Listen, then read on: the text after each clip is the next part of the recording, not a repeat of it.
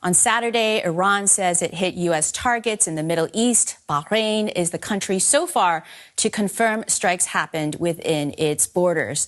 The Iranian strikes were in response to an earlier U.S. military strike on Iranian facilities on Friday. Here's a map of where the U.S. hit on Friday. This is not the first time the city of Sirak has been struck. It's been the target of U.S. attacks in the past. And we also have footage released by the Pentagon.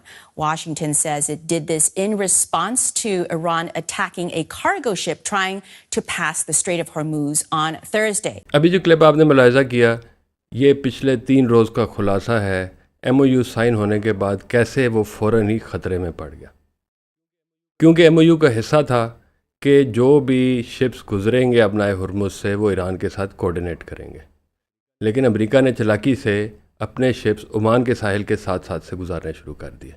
Iran की warnings के बावजूद America ने अपना रास्ता नहीं बदला, तो फिर मजबूरन ईरान ने एक अमेरिकन शिप पर हमला किया, लेकिन यकीनी बनाया कि इसमें कोई जानी नुकसान ना हो। उसके बाद अमेरिका ने ईरान के साहिली इलाके पर हमला किया जहां पे उसको लग रहा था कि ड्रोन्स की फैक्ट्री है। इस हमले के बाद हफ्ते वाले दिन ईरान ने बहरीन में अमेरिकी तंसीबात पर हमला किया।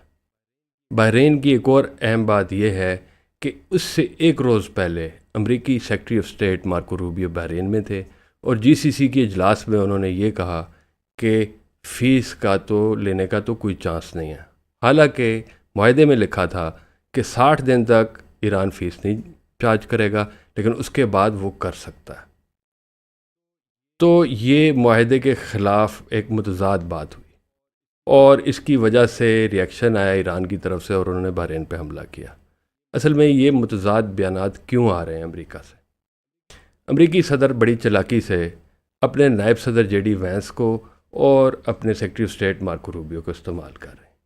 JD वैंस वो बात करते हैं जो मुआहदे के मुताबिक है, ताकि ईरानियों को ये एतमाद रहे कि मुआहदे के ऊपर अमल दरामद होगा। दूसरी जानिब मार्को रूबियो बात करते हैं जो इसराइल को सपोर्ट करता है। इसकी वजह क्या है? इसकी वजह एक तो ये कि अमेरिका की अंदरूनी सियासत ऐसी है कि 60% अमेरिकन इस जंग के ख़िलाफ़ हैं। तो JD वैंस जो बात करते हैं वो उनके हक़ में जाती है और मार्को रूबियो जो बात करते हैं वो अमेरिका में सबसे ताकतवर इजरायली लॉबी उनके हक़ में जाती है। तो ये दोनों मामलात मिड टर्म्स को मद्देनज़र रखते हुए अहम हैं सदर ट्रंप के लिए।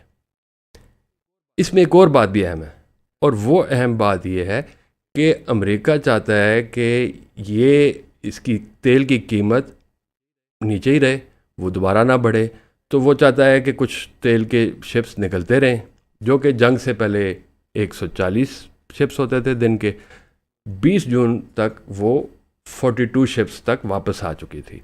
तो वो तरसील दोबारा शुरू हो गई तो तेल की कीमत नीचे आ गई। तो तेल की कीमत को भी मैनेज करना है, क्योंकि वो भी एक बहुत अहम चीज़ है अमेरिकी अवाम के लिए। Strait remains one of the world's most important trade routes, carrying roughly 1/5 of global oil supplies before the war. Attention is now turning to just how quickly shipping can return to normal. Before the conflict, an average of 140 vessels transited the waterway each day. That figure has recovered to around 42 ships a day since the ceasefire announcement, but roughly 550 vessels remain stranded on either side of the strait. जैसा कि आपने इस report में देखा कि जैसे तेल की तरसील बढ़नी शुरू हुई तो तेल की कीमतें भी नीचे आनी शुरू हो गईं और ये अमेरिका के लिए बहुत अहम है। दूसरी जानिब ये ईरान के लिए भी बहुत अहम है, क्योंकि इस ताकत का इजहार ईरान के लिए ज़रूरी है ताकि जो वादे ईरान से किए गए हैं वो भी पूरे किए जाएं। क्योंकि बार बार मुतज़ाद स्टेटमेंट्स आती हैं अमेरिकी इंतज़ामिया की तरफ से, तो उनको ये ताकत दिखानी ज़रूरी थी। जो अमेरिका के अंदरूनी सियासत की तज़ाद की बात है, उसमें एक बहुत अहम बात है कि हो सकता है कि अगले इलेक्शन में ये बहुत अहम डिबेट बन जाए, क्योंकि JD वैंस और मार्को रूबियो दोनों प्रेसिडेंशियल कैंडिडेट्स हैं। इन मामलात के अलावा इस अमन मुआहदे को एक और भी बहुत बड़ा चैलेंज है, जो कि MOU का पहला क्लॉज था, और वो ये था कि लबनान में भी अमन होगा। اور اس امن کو ایک بہت بڑا خطرہ نیتن یاہو کے صورت میں درپیش ہے۔ آپ دیکھ رہے ہیں پیوٹ رپورٹ، میں ہوں سلیمان ملک۔ سبسکرائب کرنا مت بھولیے گا۔ The most important thing is that Israel will remain in the security zone. This is a major achievement, and we will maintain it as long as Hezbollah continues to pose a threat to the state of Israel. ان تمام معاملات کو مد نظر رکھتے ہوئے ہم ایک نتیجے پہ پہنچ سکتے ہیں۔ یہ ایم او یو معاہدے کی شکل اختیار کرنے میں بہت ساری مشکلات ہوں گی، وقت بھی لگ سکتا ہے۔ یہ 60 دن کی بات ہو رہی ہے، 60 سے زیادہ دن بھی لگ سکتے ہیں، لیکن ایک behind the scenes deadline ہے۔ اکتوبر میں اسرائیل کے الیکشن ہے اور نومبر میں امریکہ کے مڈ ٹرم الیکشن ہے۔ بہت ساری باتیں ان الیکشنز کی وجہ سے ہوں گی۔ ہو سکتا ہے کہ الیکشن تک معاملات پرامن چلتے رہیں اور الیکشنز کے بعد پھر کھلی جنگ کا اعلان ہو جائے۔ آپ دیکھ رہے ہیں پیوٹ رپورٹ، میں ہوں سلیمان ملک۔ سبسکرائب کرنا مت بھولیے گا۔